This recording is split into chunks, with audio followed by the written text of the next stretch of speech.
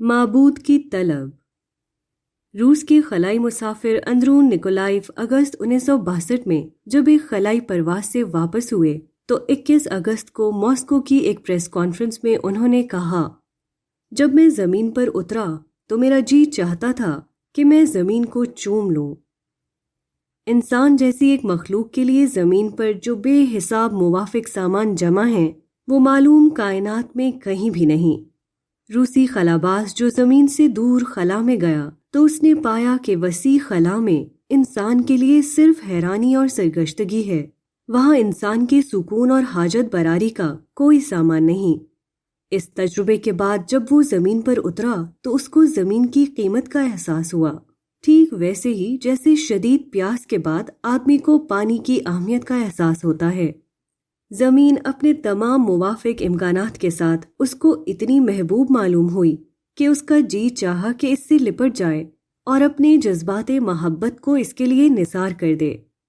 یہی وہ چیز ہے جسے شریعت میں الہ بنانا کہا گیا ہے۔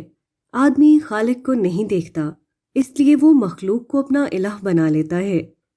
مومن وہ ہے جو ظاہر سے گزر کر باطن تک پہنچ جائے، جو اس حقیقت کو جان لے کہ یہ جو کچھ نظر آ رہا ہے یہ کسی کا دیا ہوا ہے۔ زمین میں جو کچھ ہے وہ سب کسی برتر ہستی کا پیدا کیا ہوا ہے۔ وہ مخلوق کو دیکھ کر اس کے خالق کو پالے اور خالق کو اپنا سب کچھ بنا لے۔ وہ اپنے تمام بہترین جذبات کو خدا کے لیے نثار کر دے۔